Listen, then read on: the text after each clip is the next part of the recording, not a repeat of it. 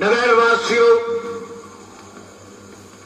ये हमारा गांव, हमारी संस्कृति, हमारे नियम, नीति और न्याय, ये तुम सब जानते हो। किसी दूसरी बस्ती में किसी व्यक्ति ने कोई अपराध किया,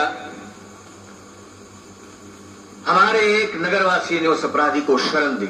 धर्मपीठ की मांग है कि शरण देने वाला पीठ के सामने उपस्थित हो। साक्षी हो तुम सब कि पीठ पर गड़ी हुई इस तलवार ने आज तक किसी निर्दोष का लहू नहीं चखा, परंतु वो मनुष्य दोषित ठहरेगा जो पीठ की आवाज का उत्तर नहीं देगा। ये है मेरी चेतावनी। श्रीमान धर्मराज जी, मैंने अपराधी को अपने घर में आसरा दिया था। कुंडली खराब। कहाँ है वो?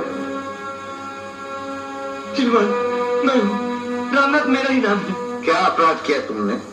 मेरे बाल बच्चे भूखे मर रहे थे। मुझे कोई पूजा का काम धंधा भी नहीं देता था और कोई चारा नहीं था, इसलिए मैंने मांस बेचने की दुकान खोल ली।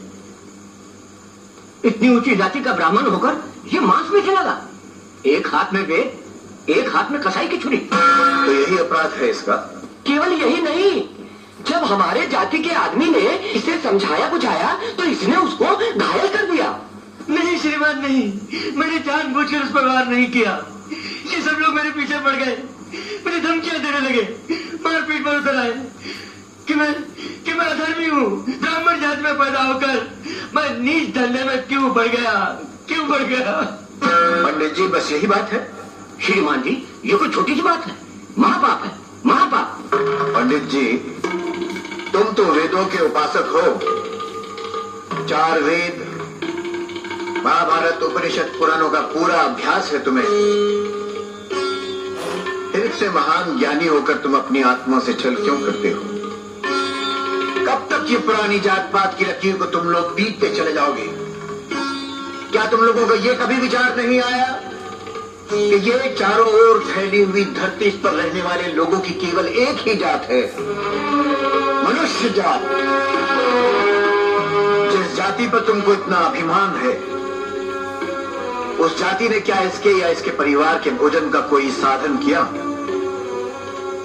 इसे किसी काम धंधे पे लगाया या इसके बालकों की भूख का कोई उपाय किया ताकि कुछ खा पी लें और इनके पेट की अग्नि शांत हो? बिना कारण ये कब तक तुम जात पात के पुराने गुंजल बुनते चले जाओगे?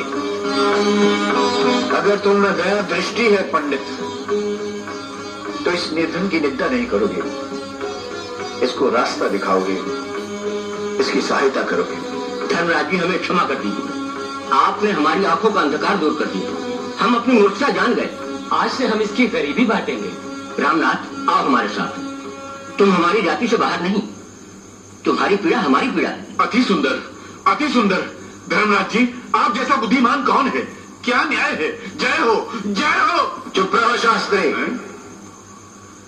बिना सोचे समझे कि रामनाथ का अपराध किया है, तुमने उसे अपने घर में शरण दी और पुलिस हमारे गांव की सीमा तक आई। ये तुम्हारा अपराध है। इस कारण 1 सप्ताह के लिए शास्त्री का मंदिर में प्रवेश बंद। श्रीमान, ये तो बड़ा कारण है।